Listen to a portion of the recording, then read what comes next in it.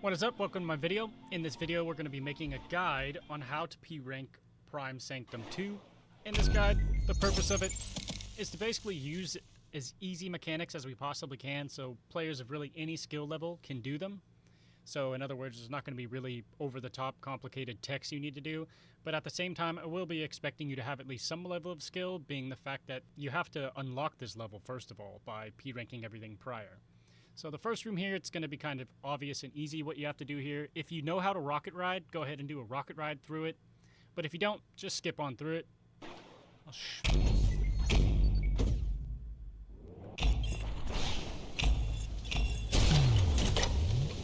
There's the rocket ride, and you'll end up about here.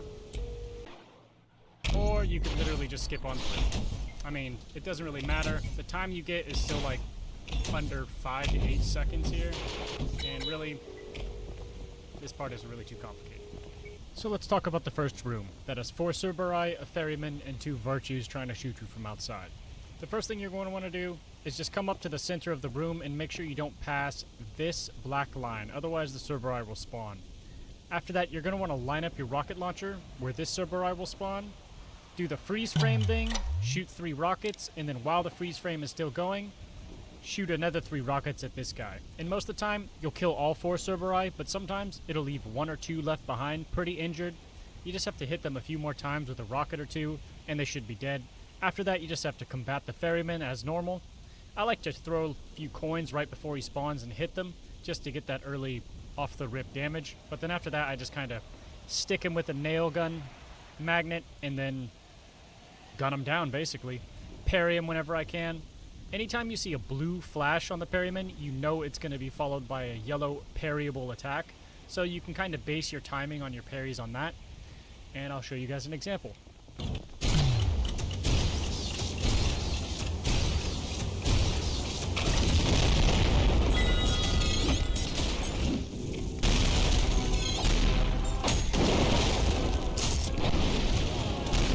Once you get to this part, you're going to want to use the rail cannon to double kill both of these virtues at the same time. And ideally, you want to shoot them in a way to where it will bounce you all the way into the next arena.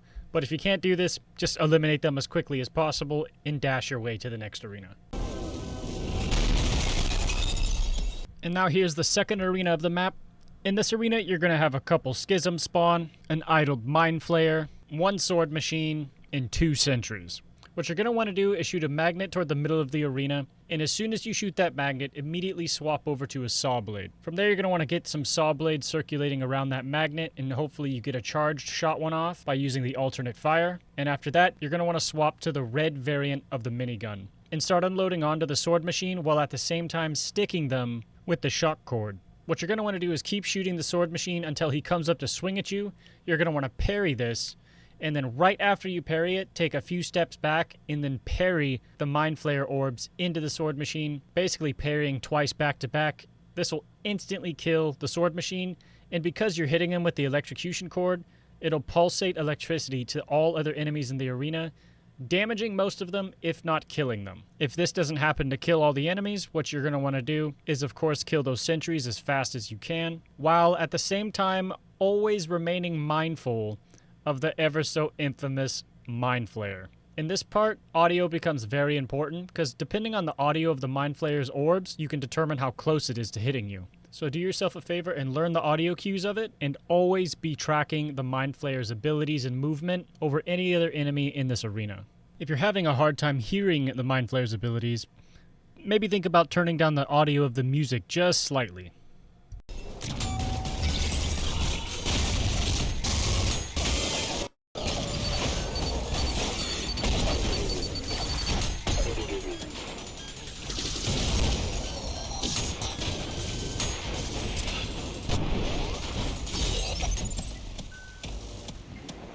For this narrow little hallway here, you're going to have 2 street sweepers, a Cerberus, and of course that Mind Flayer is still going to be chasing you. Personally, I like to stick the Cerberus with a screwdriver because it makes it borderline impossible to die here because of all the blood spewing everywhere. So what I'll do is I'll stick him with the screwdriver, swap to my nail gun, dish out some damage till he's about dead. Then I'll run past the 2 street sweepers as they come past, stick the ground with a magnet, swap to the saw blade gun, shoot a saw blade, and then the street sweepers will normally run through those saw blades, and if that doesn't kill them, you just finish them off with a pistol shot or two and then move on to the next room.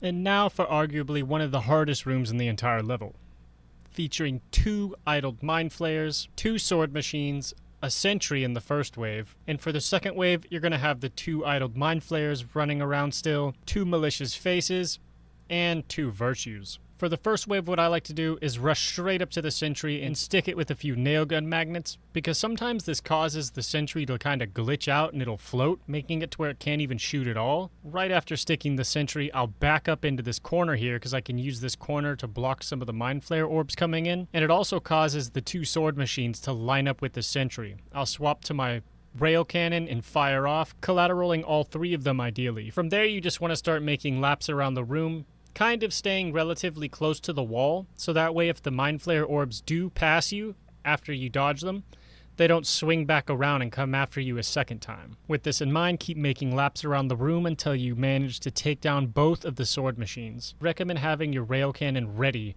for once the second wave spawns, that way you can instantly grapple up to a virtue, collateral both of the virtues with your rail cannon. After both the virtues are eliminated, move on to both of the malicious faces using your nail gun and whatever other variety of weapons you want to use. Just keep in mind that parrying back the red orbs at them or hitting them with the mind flayers orbs do a lot of damage. Once the 2 malicious faces are eliminated, destroy both of the idols and then gun down the mind flayers. In case you didn't know, hitting a mind flare with the screwdriver rail cannon makes it to where they can't teleport, so I'd recommend doing that. And also, it spews out a ton of blood, allowing you to heal easily. Now in this room, you need to be extra mindful of what both of the mind flayers are doing, especially whenever it comes to paying attention to where their orbs are and how close they are. Now, if it comes to the point to where you have a ton of mind flare orbs coming at you while you're still trying to kill a malicious face or virtue, definitely prioritize parrying the mind flayer's orbs, because if they hit you, it's going to do a lot of damage, if not kill you. And I mean, parrying them is literally a free heal, so there's no reason not to parry them. Parry as much as you can and as often as you can in this room, and it'll make this room a lot easier. Here's an example of everything we just talked about.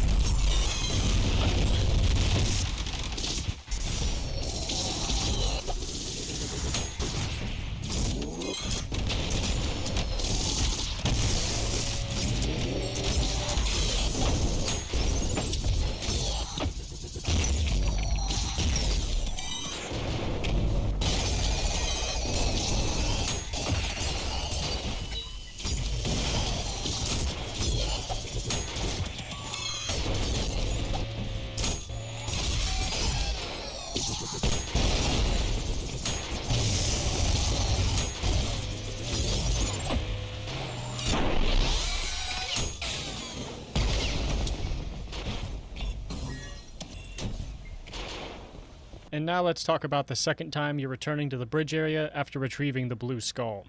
There's going to be 2 Sisyphean insurrectionists here, but there's a way to insta-kill them. All you have to do is use your rocket launcher and rocket ride to the side. You want to make sure you rocket ride kind of high coming through this corridor here, because it seems to prolong whenever the Sisyphean insurrectionist spawns in, allowing you to get around the corner you need to get around quick enough. Sometimes if you don't do it fast enough or at the wrong angle, one of the Sisyphean insurrectionists will actually land and not die. So you'll have to fight one of them. But if you do it properly, both of them will instantly die by landing into the death pit below you. You have to kind of like hug on the wall and make sure you don't slide all the way down. But if you do happen to slide all the way down and land into that pit, you'll take a decent amount of damage, but you'll just spawn right into the middle of the arena. So it's kind of worth it to do even if you do end up falling into the pit. I'll give you a quick demonstration. This part's short and easy.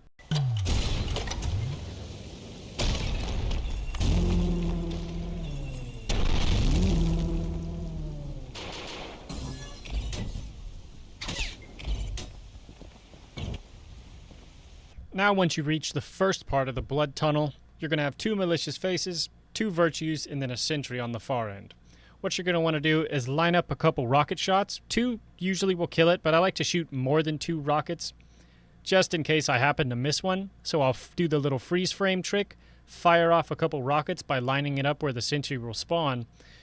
And then right before the rockets take off, I'll step forward, triggering the spawn of all the enemies. And as the rockets are flying through the air, I'll swap to my rail cannon and shoot the virtue on either the left or the right as quickly as I can, trying to hit them before they move. Because whenever they blow up after being hit by the rail cannon, the shockwave of the explosion will knock the other virtue into the blood tunnel wall, instantly killing it. From there, you just have to rush the 2 malicious faces, killing them with whatever variety of weapon, and once again, you can always parry the red orbs back at them, dishing out a huge amount of damage.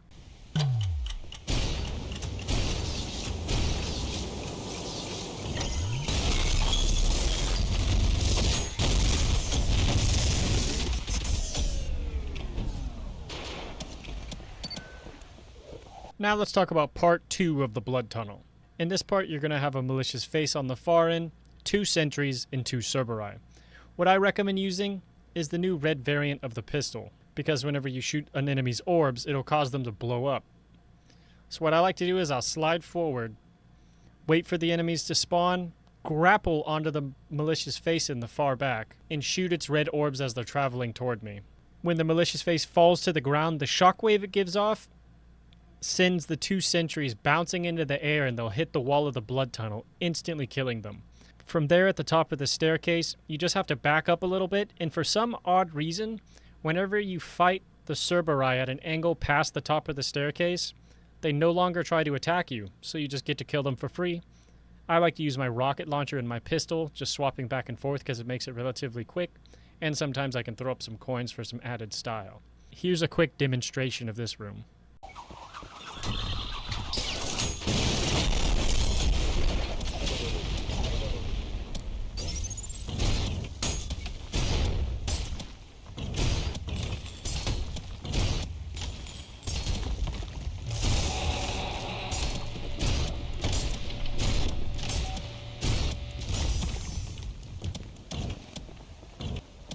Alright, so now let's talk about the other arena in this map that some people will argue is the hardest arena.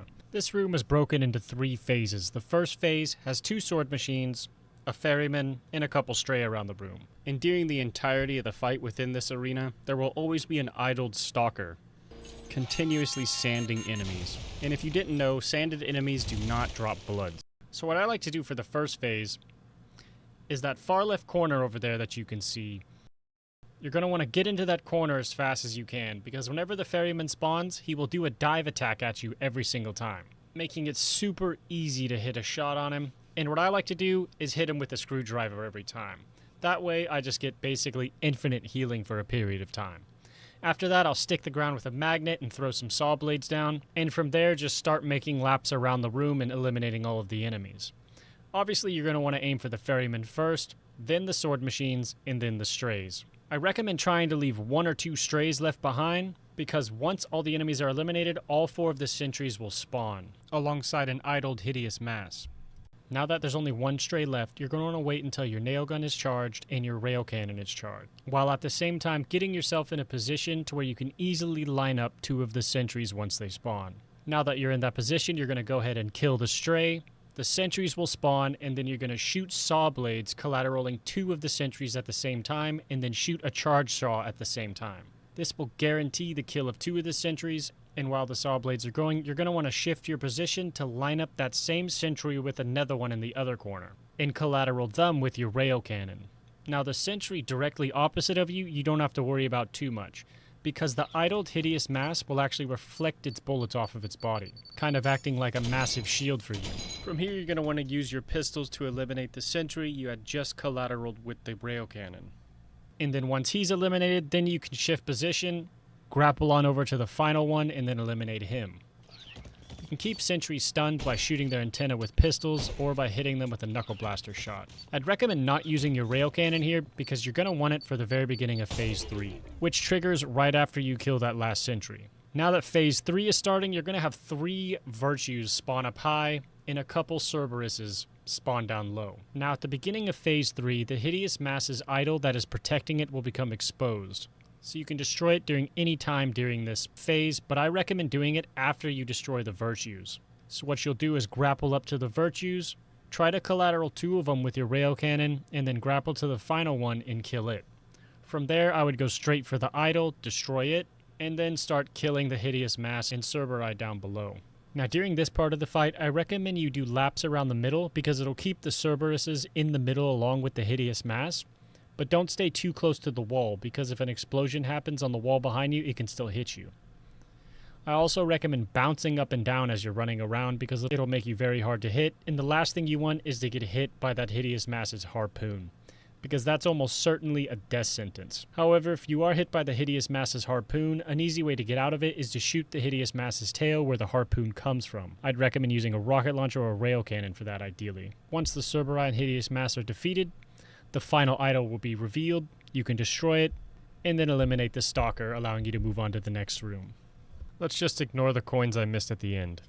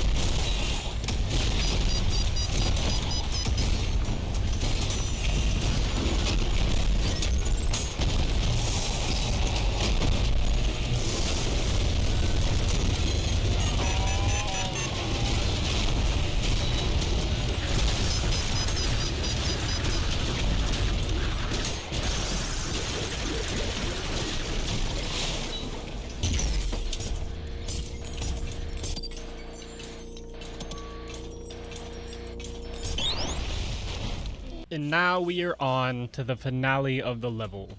The back-to-back boss fight. Well, I wouldn't really consider Flesh Panopticon a complete boss, but you still do have to face them in order to get to Sisyphus Prime.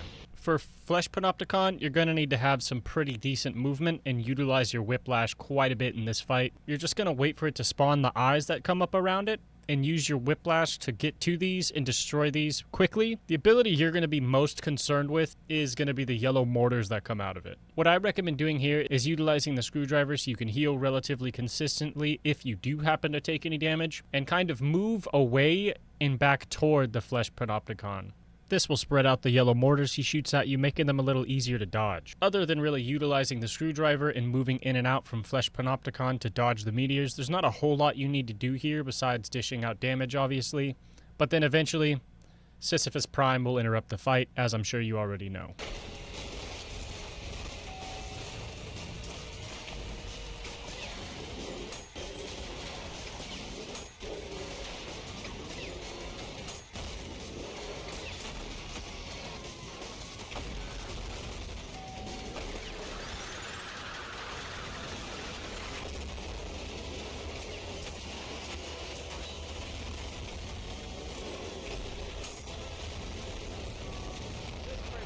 This present to hold me.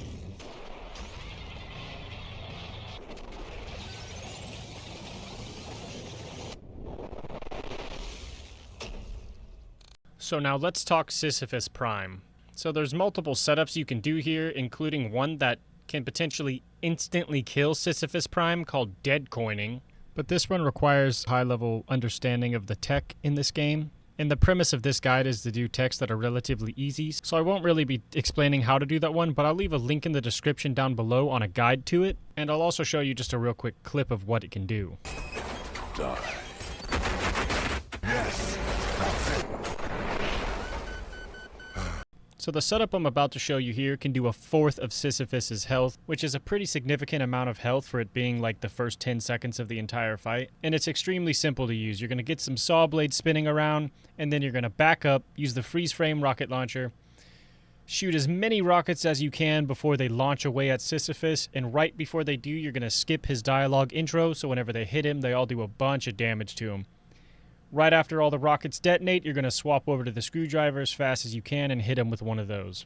This should do relatively around a fourth of his health, and at the end of it, supply you with a bunch of blood coming off Sisyphus via that screwdriver you just hit him with. Now you're going to see in the demonstration me use a different setup, but this setup I just explained to you is one that I found in the process of making this video, and one that I wish I would have used myself back then personally. So for the Sisyphus fight, you're going to want to learn what audio cues go with which movesets, and learn which of these movesets have parryable attacks in them.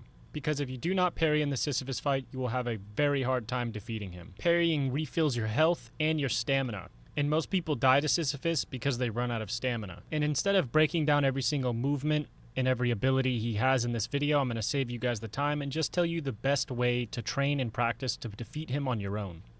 The best way is to go into the sandbox, spawn Sisyphus Prime, simply practice avoiding his attacks, parrying his abilities, and most importantly, figuring out which audio cues go with which attack patterns. There's really no shortcut in defeating Sisyphus at this point. You're really just going to have to put in the time and learn his attack patterns and what's parryable. Now, whenever it comes to weapons, I'd prioritize using 3 weapons because they do a lot of damage, and they don't really rely too much on aim. I'd focus on using the marksman pistol, the magnet nail gun, and the screwdriver rail cannon. Marksman pistol does significant damage and doesn't really require you to even be looking at Sisyphus. The magnet nail gun, for obvious reasons, you can stick him with a magnet and just hold down the trigger in his general direction. Not to mention, does good damage. And the screwdriver I feel like is the most obvious of all. Does decent damage, and allows you to heal yourself whenever he gets close to you. And he's basically always close to you trying to kill you. If you learn those things we just discussed with Sisyphus, his attack patterns, his audio cues, and what's parryable, it'll make defeating Sisyphus very easy. And if you focus on using the marksman pistol, nail gun, and screwdriver, you'll be defeating Sisyphus before you know it. One critical thing you need to know is that Sisyphus basically has unlimited stamina on brutal difficulty. So if you are not hitting at least a few parries, this fight will be very hard because you'll be running out of stamina fast. With all this being said, I hope this helps you guys P-rank Prime Sanctum 2, and I'll be leaving you guys with my example of defeating Sisyphus Prime and the level. Thanks for watching. Like and subscribe for future content. Peace. Indeed, I have slept long enough. The kingdom of heaven is long.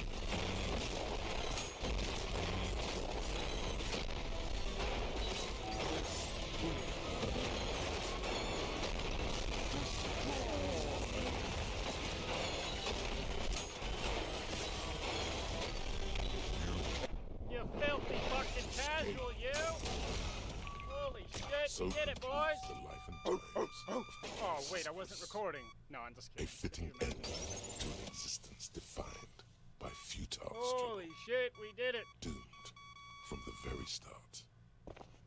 And I don't regret a second of it.